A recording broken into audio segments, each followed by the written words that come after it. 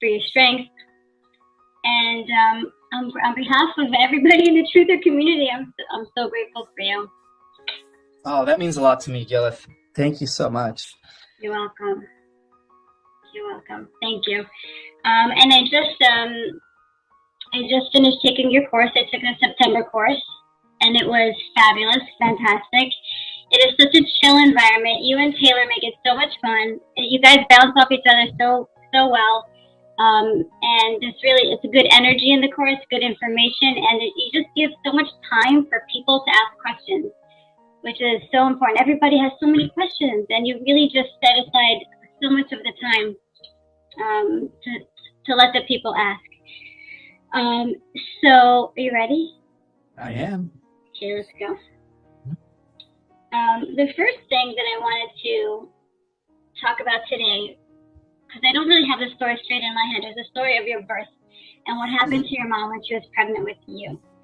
And I would love to, you just showed me before we started recording a picture of your mom, and I would love everybody to see your mom and how beautiful she was, so we can have the picture of her in our mind as you're telling the story of who she was and what she went through.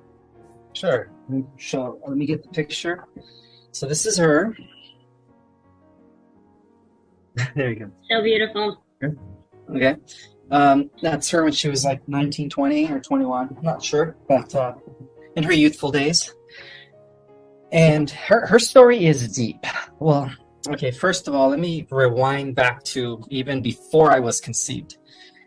I come from a very mysterious family.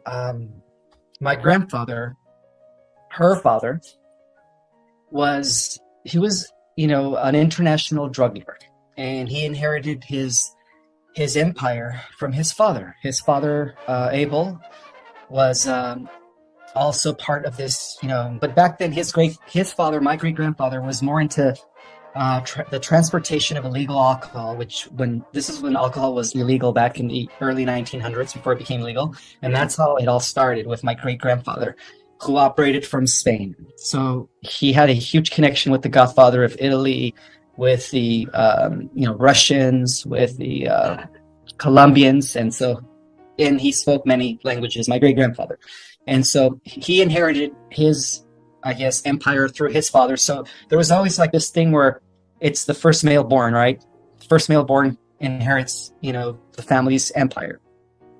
And so my grandfather inherited, and he was expecting his first male born. And so it's weird the way the universe works. So apparently he lost 3 childs, which were both going to be males, all 3 of them, sorry. And they were all going to be males. And one of them had complications and was miscarried at 6 months. The other one had complications and was miscarried at 4 months. And then the third one was born, but right when he was born, he had some issue where he just couldn't make it. He didn't make it.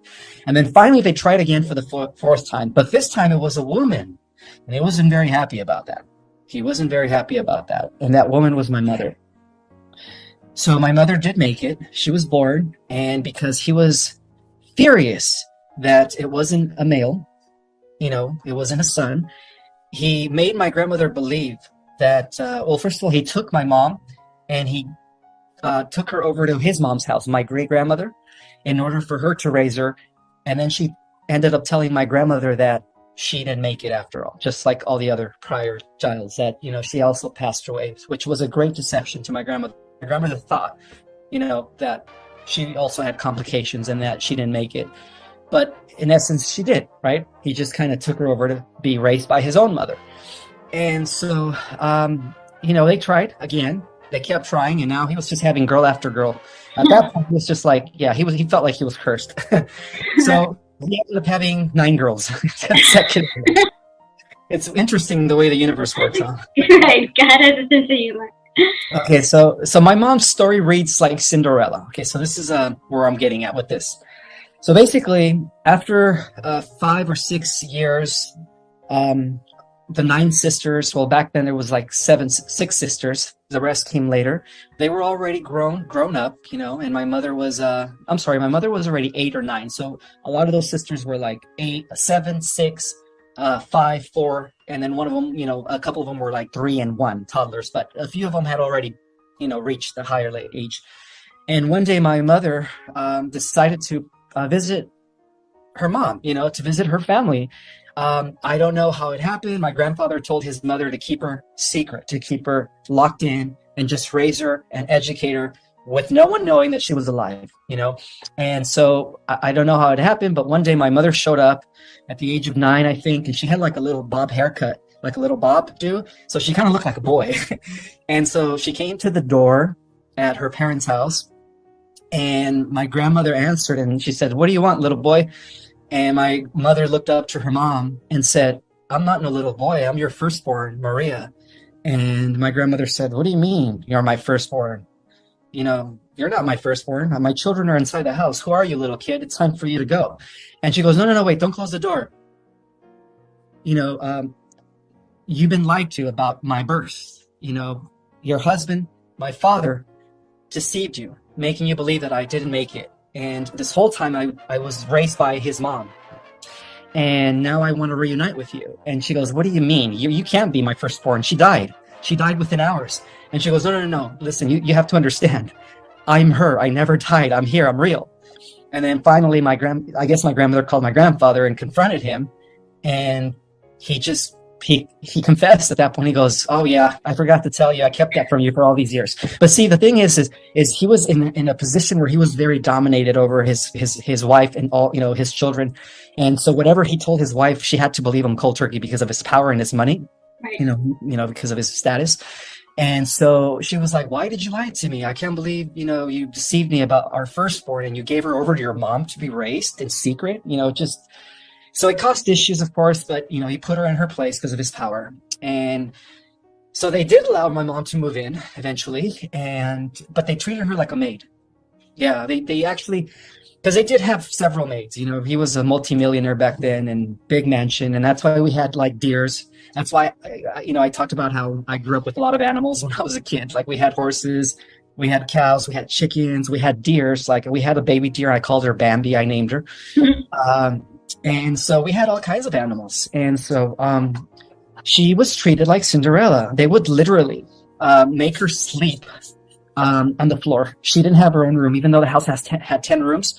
2 of the rooms were given to 2 of the maids, and they had beds. But for whatever reason, they wouldn't allow my mom to sleep on a bed. They told her to sleep on the floor in the corner somewhere. Yeah, because there was no room for her. And so at the same time, when they all would go out, and her and her, I guess back then 5, 6 sisters, for family dinner or something, they would never take her. I guess my grandfather was embarrassed of her. And so she would always be in the house and they would always give her chores to do. So they literally treated her like Cinderella. She was constantly cleaning, constantly picking up after their dishes, constantly picking up after their young sisters. And even as they had more children, as they grew up, all the sisters would envy my mother because of her natural beauty, and they would treat her like shit. They would gang up on her and beat her up. So from the beginning, my mother had it very hard, Not only was she rejected by her own family, but she was never included in the family, in the family thing, She probably died of a broken heart. Do you think that's what? Oh, that was just the beginning of her suffering. There's more. Yeah, so the whole point is that, she's always been the black sheep of the family, but yet she's the one who inherited all the gifts of like clairvoyance. She was a medium. She was a precog. She would see things before they happened, like a prophet. She was like a prophetess. She had amazing medium and psychic gifts. And this is hereditary because my grandfather's mother had them. My grandmother's father and mother had them. And so I come from a family of people who have these, that were mediums. And so that's why it's hereditary. And none of her sisters inherited it except my mom. She inherited all the spiritual gifts. Wow. And, the whole point is that all her life she suffered because of the fact that my grandfather wanted a first male born and he never had a chance to have a first male born. So he, I guess, made her life, miserable as a result of that. And one day, she was always trying to appease him. She was like, when she was 18, she was like, "Dad, give me an opportunity. I know I could do good in your business." She had no clue that he was, dealing with international illegal stuff. She was just like, she knew he was wealthy. She knew he owned a lot of land and that he had a lot of people working for him, including policemen and politicians. They, were all paid by him to, do his bidding. And she would always appease him and try to win his favor. And then one day he said, all right, if you want to win my favor, I have a check that I need you to cash. It comes from, a transaction I just made, and I need you to go to this specific bank at this specific time and cash this check. And she went to the bank, and it was a check for $1 million. And then back then in the early 70s, $1 million was a lot of money. I'm sorry, early 70s. Yeah, it was early 70s. I'm sorry, I was born in 77, so it was like maybe 70, 76, 75. It was like a year before I was born, or a year or two. But so she goes to this bank, and it turns out that he completely set her up with a check with no funds, an illegal check. So he set it up in a way where she got arrested. Again, he was an evil man, unfortunately for him. But later on, his karma caught up to him and through cancer, and that was a different story. But so she ended up going to jail.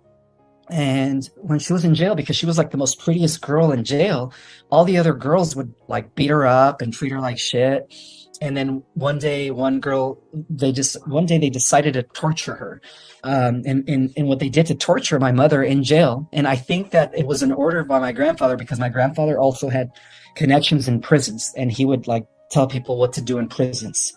And by his command and by his order, they tortured her. And it is just sad. I mean, I'm going to just tell you what they did to her.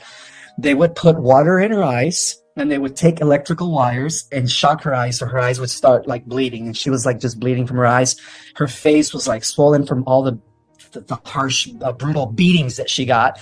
And then luckily she had already been with my dad, my biological father. And, he was studying to become an attorney, and so he used everything in his power to get her out as soon as possible. So after she went through that torture, my father was able to, get her out of jail, out of prison. And from what I was told is that she was all bruised up, like you couldn't even see her face anymore, and her eyes were all swollen, and so she suffered a lot, and all because my grandfather never had her first male born. He put her through a lot of torture. But anyhow, fast forward into when I was conceived. Okay, so when I was conceived, you could say that it was, the way she told me was, she was taken aboard a big place where the angels were around her. She didn't know they were ETs, right? She called them angels. At the time of conception or after conception she was taken?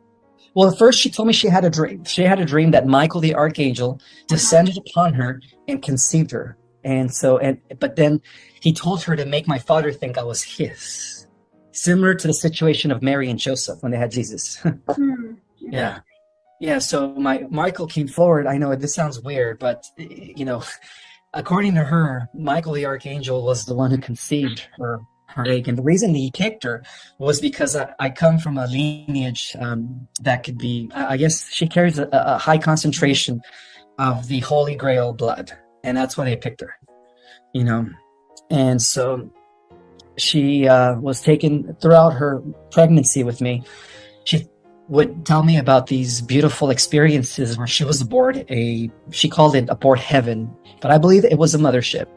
And she says that all these luminous beings, angels, were around her, and they were monitoring my growth. They were checking my status, every few months to seeing how I was developing. And that they told her they would always bless her, put their arms on her stomach, and they informed her that I was, that I was different, that I was going to be part human, part, celestial. And that my purpose here had a lot to do with a future war, the final war against evil. And that I was going to be a huge component in that, final victory against evil. And so from my childhood, she would always tell me that I was different, that I had a gift, that, my DNA is not of this world, and that one day I was going to help millions of people. And that's what she told me, that one day I was going to help millions of people. Whatever that meant back then, I didn't know, but now I know what it meant. I'm activating, the information that I'm bringing forth is helping people remember who they are, and people are being triggered, people are being activated. So I think that's what she meant, that one day I was just going to help millions of people. So I believe that those millions of people that she was referring to are the star seeds, are the volunteer souls that came to save the earth and the organic way of life. So that was a quick story. Wow, thank you, Ismael. That's a fascinating story, and I believe every word, because we're living in these times where all bets are off.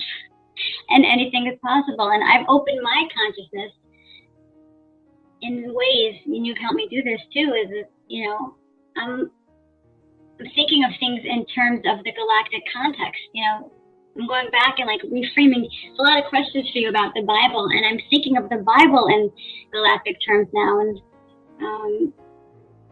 yeah, no, I'm just amazed at that story of your mom. Wow. God bless her. God bless her.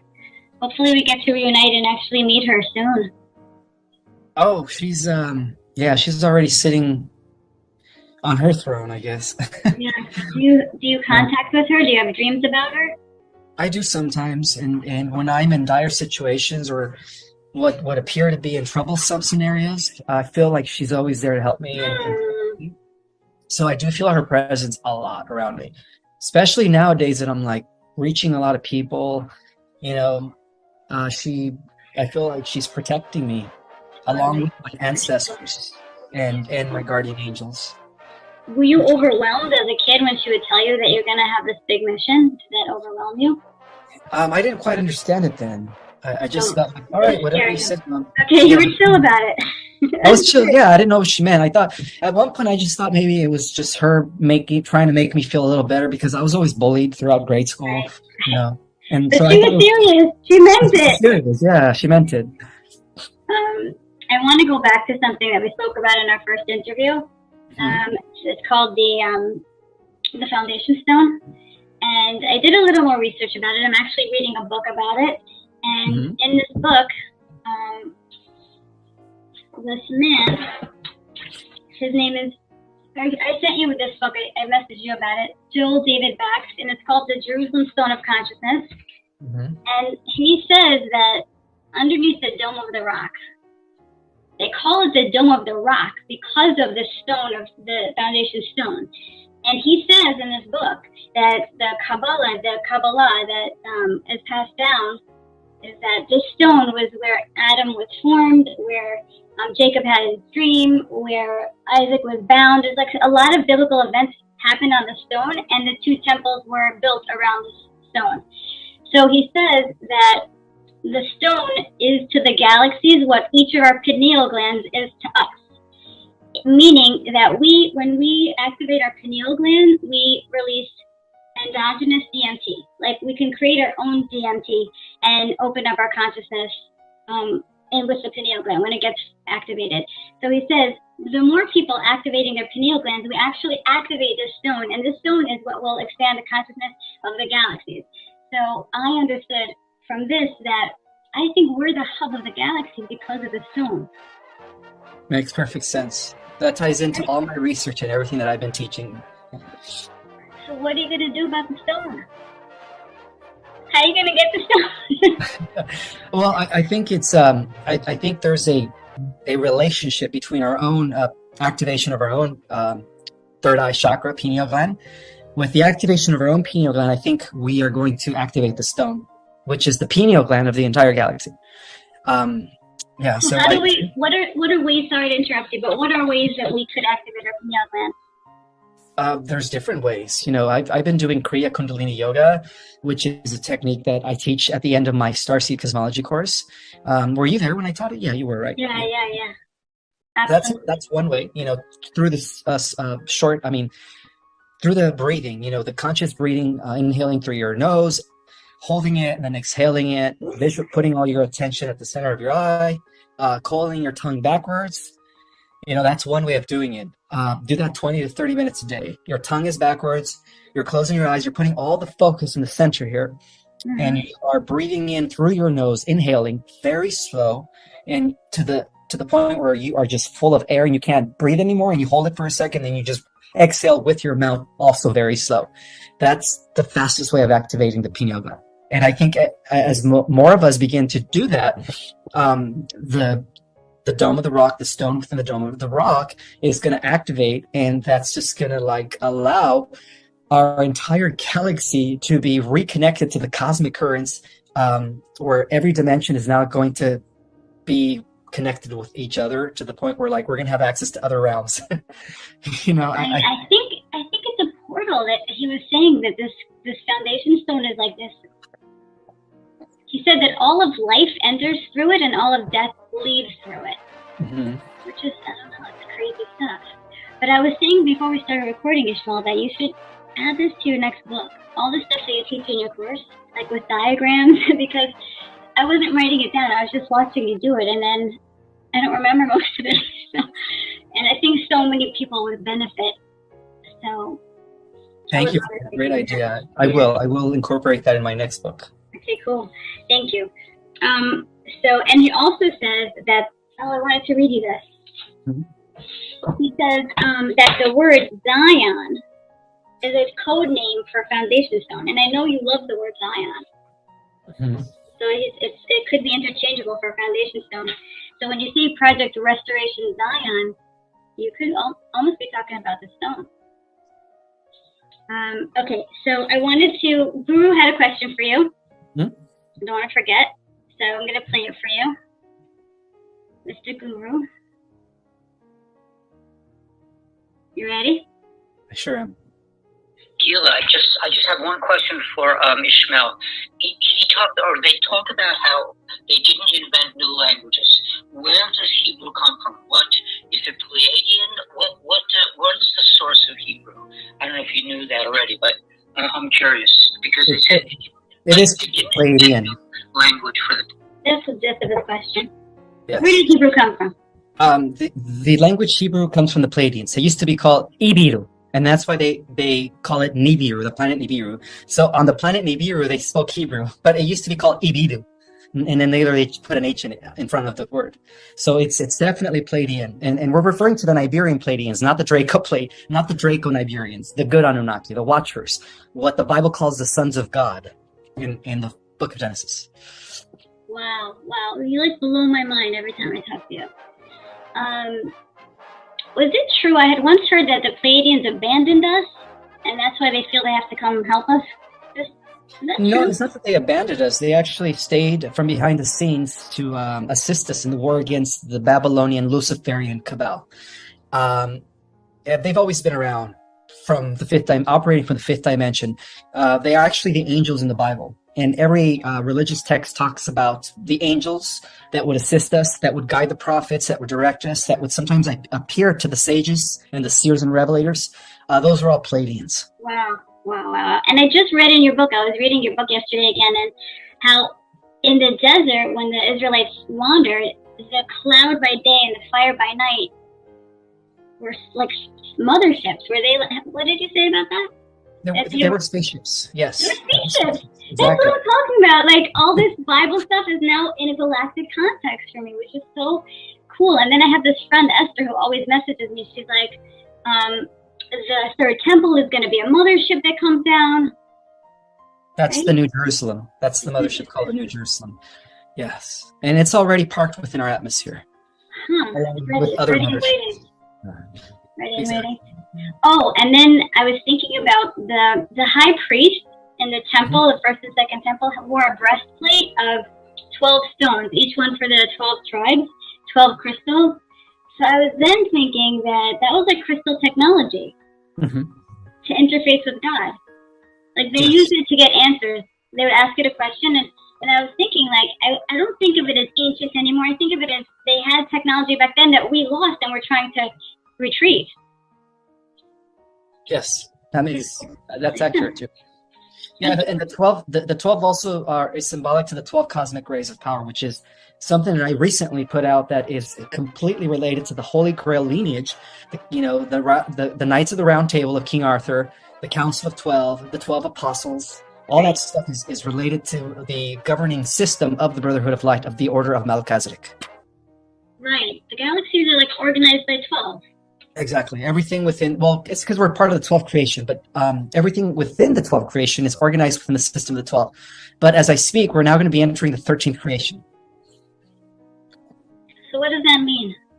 That means that we're moving from the system of the 12, the Council of 12, to the system of the 13th, which means that we're going to be part of a new universal program where everything is now going to be, because there's a new ray that is being born, and that ray is already living among us. It's embodied, and that ray is going to be symbolizing the 13th, which means that instead of having 12 houses of the zodiac, now we're going to include the 12th and the 13, which is the hidden, the one.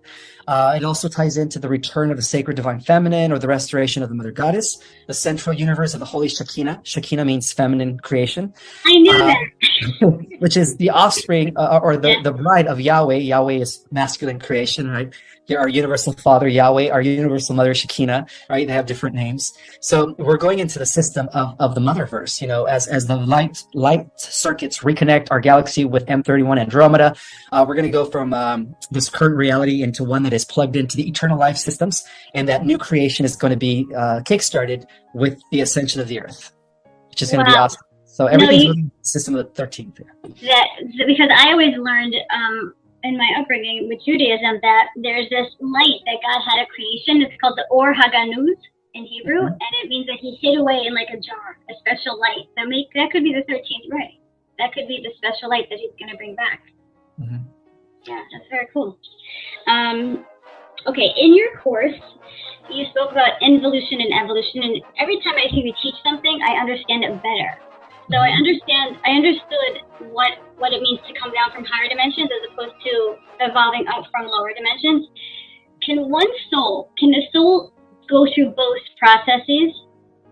Like, let's say I had an Akashic record reading that said I had 707 lives. So I'm thinking, what process did I go through? All those lives, did I climb, and then decide to descend? How does it work? How it works is, this is an individual process as well as a collective process.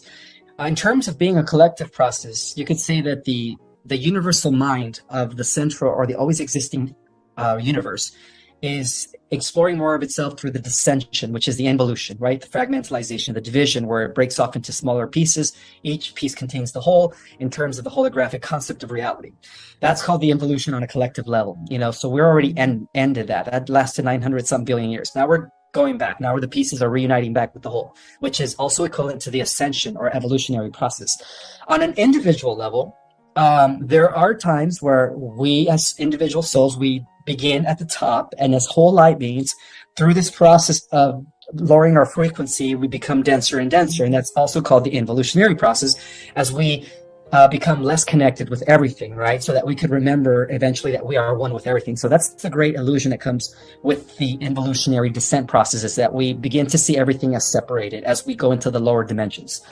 And then, of course, the opposite of that would be the ascension, which is the evolutionary process, the remembrance that we're all interconnected, that everything is one, that everything is energy, and that we're all part of a greater organism. And that allows an individual to begin the ascension process as the individualized unit of consciousness of that individual eventually reunites with the consciousness of the all, which is the logos.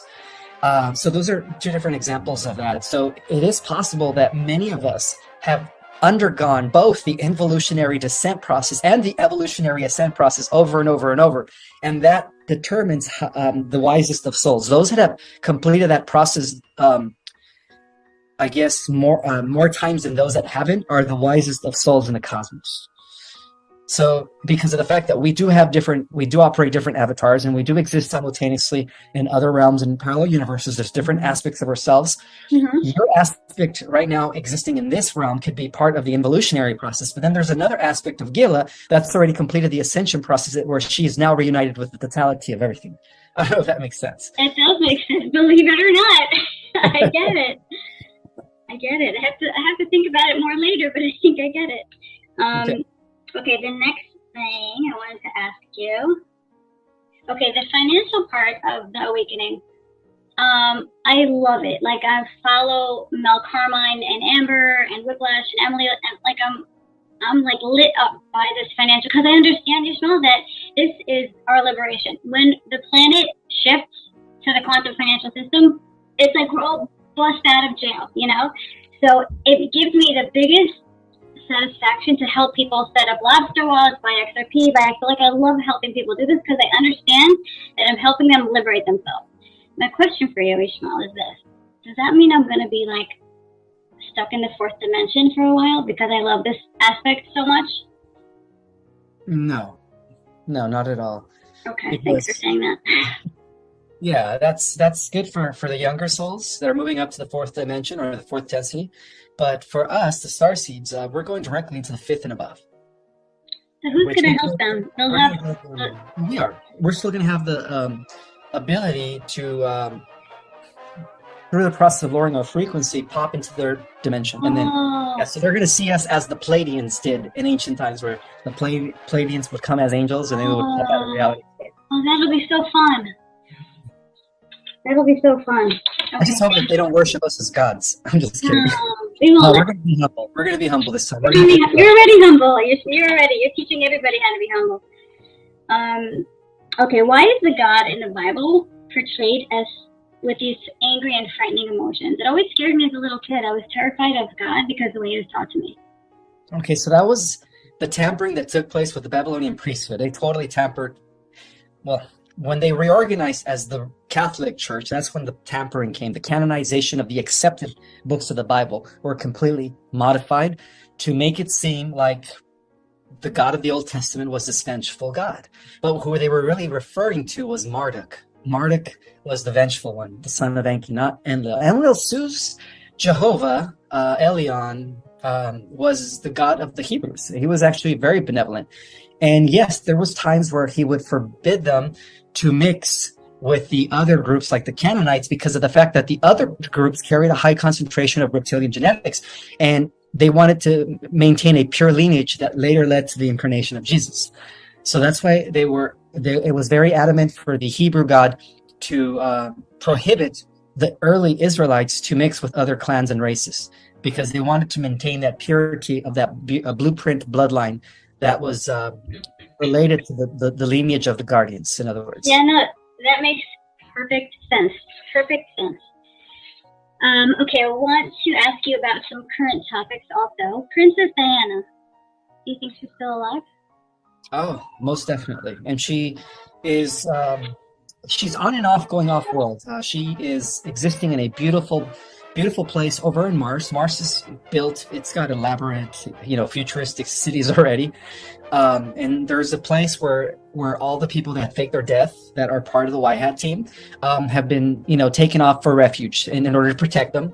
And so a lot of them are off world right now. And very soon, when the EBS rolls in or becomes announced and the new system comes in, they're all going to return. It's going to be a huge shock to the world. Party! Big party! And we're all going to be so happy. All the people who have been waiting for this. So how was it that she left her kids? That's always my question. Like the two princes, how was she able to leave them behind with those evil people? Well, the way it happened was she knew that it was about sparing and protecting her life, and so she left certain people to protect and guard and kind of watch over her kids. And the one kid that pretty much leaned in favor of the good side was Harry. That's why he left, the Windsor family. But the other one, the firstborn, William, apparently he inherited a lot of his father's genetics, whereas Harry inherited most of his mother's genetics. Now, the difference is that Princess Diana she's a part of the Holy Grail lineage, by the way. She's a descendant of King Arthur, the real heir to the throne of England. The imposters that took over 300 years ago changed their name to Windsor from something else. They were a German tribe. And so, those were the imposters. And that goes for all the monarchies of Europe. All of them are imposters. The real heirs to the throne of Europe were those of the Holy Grail lineage, of the ancient Druidic line of King David. Wow. So thank you. That really answers that. It was always made me confused how a mother could leave her kids. But now I understand she really had no choice. Oh, no. She had to, make sure that her life was spared first and foremost. Secure. Lineage, yeah. Do you know why Ivanka Trump converted to Judaism, Orthodox Judaism? Well, perhaps because of her husband. He's very active in the religion. But I can't. I don't really know why, other than just assuming that that's the reason why. But I do know that she's being groomed by the Alliance for her role in future leadership with the new system. Because of the fact that her father is also carries a very powerful percentage of the Holy Grail lineage. So, yeah, there's a lot of NPCs out there that have clones or that are posing as real people. Rather, I'm sorry. Right. Oh, that's interesting. The souls of celebrities that were like captured, trapped, seduced, and then like cloned. It makes me so sad because it's like I loved Oprah, I loved like Ed Sheeran, all these people. Like their soul, where is their soul, and can their soul return to God? Like, what does it mean? I've heard people say their soul got trapped. Is that true? Oh, that could be because they are clones. Most of the celebrities are cloned, by the way. Well, where's the original soul? Where did the original soul of them all go? You could say it's being contained by the dark forces, but there is a way to retrieve them. There is a way to retrieve their souls. But you have to understand, they made that choice. All those celebrities made the choice to have sex with little kids, to go be part of that pedophilia, blasphemous, satanic stuff. And so that's how it's like that saying, that's how you sell your soul to the devil, Right. So in a way, it's like they sold their soul to the devil. But I believe that when the solar flash takes place and at the end of the millennium, they will be giving another opportunity to return back to the light. So they're not lost forever. No, they're not lost forever. No. Okay, good.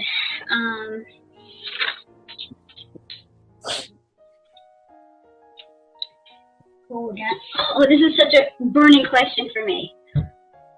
There's still people out there. Like, some people understood right away what was happening in the world, and some people, like, I could talk till I'm blue, and like it's like I'm talking Chinese. Why is it that some people understand what's happening in the world, and some people, no matter how much you explain it to them, they just can't understand? Because some of those are NPCs. It turns out that over 40% of the population are soulless people that are being generated by the AI system.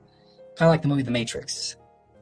They have no connection. But this is my family and like my staff and like. I don't think they're NPCs. I mean. Or another reason could be is because you're just so indoctrinated by the media and their belief systems that it's kind of like it's impossible. It's impossible for them to even grasp anything other than what they've been told or groomed in. It's something possible. Go ahead. It's cognitive dissonance. They don't want to accept anything outside of the box. They're very comfortable in the box. Right, they get scared. They actually get scared when I start talking too much. So I see the fear. But I was thinking that the people who understand, is it possible that the people that don't understand, it's because they're like not starseeds. Like if you're a starseed, you understand what's going on, and if you're an Earth Terran, you don't. Does that make sense? Well, not all Earth Terrans. Some Earth Terrans are waking up. They're understanding. Right, so it's not really because of that. It's not because of that. It's because of it's how embedded and rooted they are in the deception. Where they even believe it so much to the point where they'll even argue with you about it. Get mad. They get mad. Okay, hold on. I have 3 questions from a friend of mine. You have a few more minutes? Yes, we have time. Okay. She asks, what will happen to the minor children of those that have been arrested or executed? To the little kids. The kids are innocent. The kids are going to be given the opportunity to live a good life. So they'll be fine. Okay. And then she said, Yeah, they'll be fine. Okay, good. She said, here's an egotistical question. Ismael says we return to 30 years old and keep these avatar bodies for eternity. What if we're not entirely happy with this body, and can we manifest some changes? That's like a girl question. Once you activate your dormant DNA through the power of your mind and emotion, you will be able to morph into your ideal self. Interesting. I love that. I feel like we could even do that now. If you really meditated on changing a certain part of your body. Oh, I have already. I'm going to be 45 next month, and I've already regressed the aging process. It's time to never age again. You're showing off now. Now you're showing I'm off. going to be looking young forever. You will be. We all will be. I believe that. I really believe that. she says, the last thing she says, if we choose to return to our original star system while ascended, do we get a new avatar to match the original star family to fit in? Or if we're star seeds who volunteered, is it our soul contract to stay in ascended Terra? I think did you get that question? Not really. Okay, she was saying that, can we go back to our original star system after ascension? Like, let's say... Oh, yes, that's going to be your choice. So... And do we get that avatar? We go into that to match that planet. Well, what's happening is when the ascension takes place, we're going to be undergoing what I call a multi-dimensional integration. So all the different avatars that exist in the higher realms are going to integrate with your current avatar. So through the power of your mind, you can morph into that aspect of yourself that existed prior to incarnating on the earth.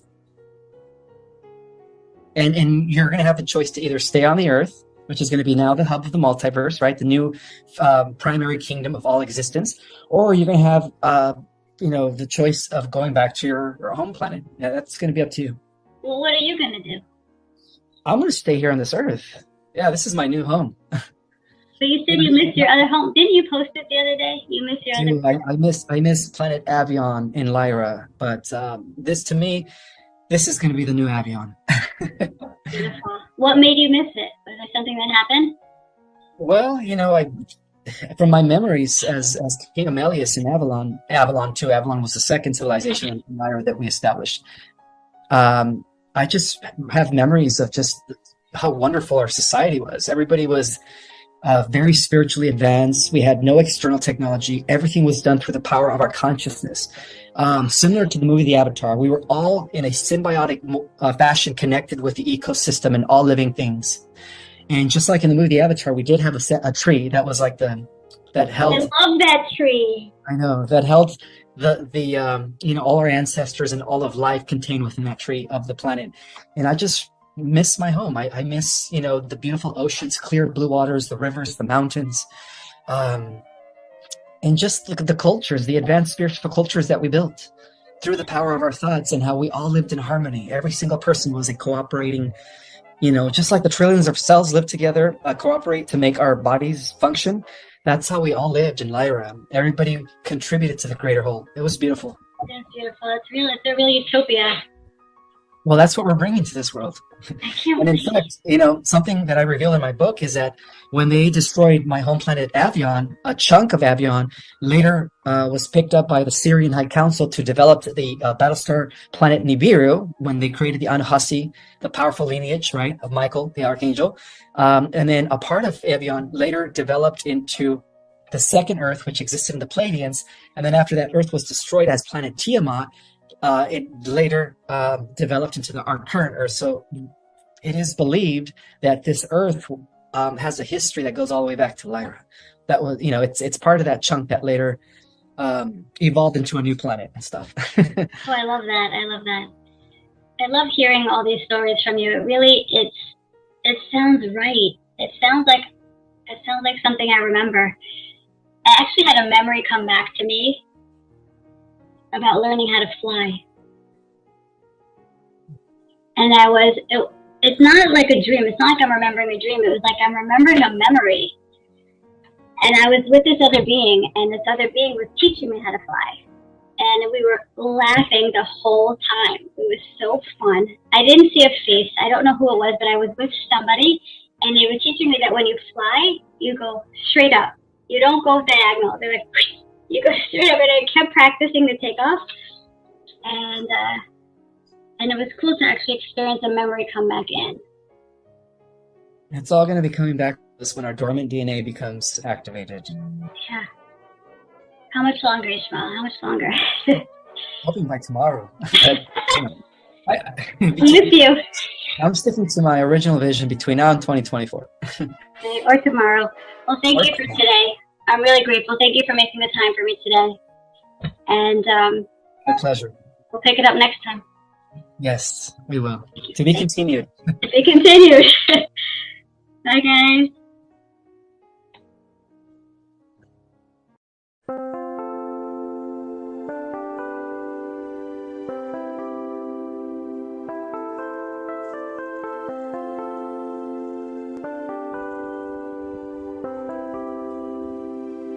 Chẳng thể quên khi cơn mưa đêm lại về. Em đã quên lời thề và ta như đông chìm sâu. Không còn mới em anh nhận màu.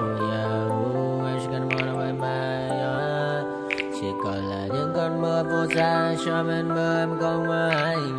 Anh một đêm mơ chỉ cần bên em không được cơn nhớ. Và chỉ có em không muốn nhớ. Và người ta bên nhau như ngã tớ. Muốn nhớ về say em chỉ có mấy em ở đây. Và anh như muốn chết đi nhưng không muốn em mà mày. Tình yêu làm cho ta đau đầu. Không em như mà mơ mộng. Anh như đeo mong cầu và mưa bên em u sầu. Chắc có mai mai mà mơ. Chỉ có bên em nhưng đừng có mơ. Mà đã ra em muốn bên ai. Anh không mong gì hơn. Chỉ mong em sẽ ở đây ôm anh thật gần. Anh chỉ mong đôi ta được có nhau. Mà đừng em đâu anh có em. Một đêm bên anh có em. Ta sẽ trao nhau môi hôn thật sâu. Ôm anh cứ nữa mà ngâu. Và em chỉ nằm đâu. Anh không muốn em ở đâu đâu. Một cơn là thứ anh không mơ cầu. Mà gặp đôi anh mà bên anh chỉ là my friend. Em quên đi bao lời hứa. Quên đi cả những ngày xưa. Anh như là muốn nhớ. Em không còn một chưa. Mà đừng ở đêm ở đêm. Anh nhìn một đôi mà game. Không như là ba trên thêm. Cho em nhiều hơn như là game. Chỉ cần là mưa thôi. Em chỉ cần là mưa thôi. Còn ai sẽ là nắng rồi.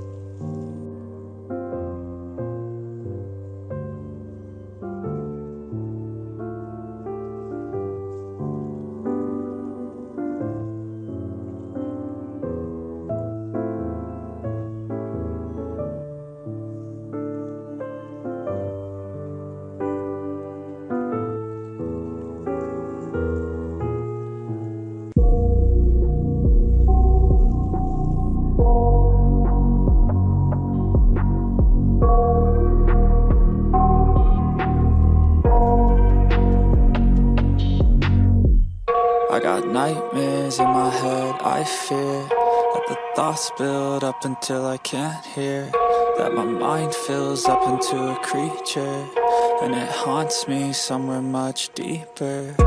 Anxiety, filling up every space, no privacy.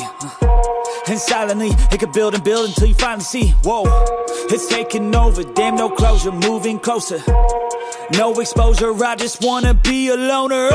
Some can't stay sober, looking over all their shoulders, like moving boulders just to get out of the home. It sucks, I've had enough, I don't wanna feel the stuck under the rug, all my problems that I shove.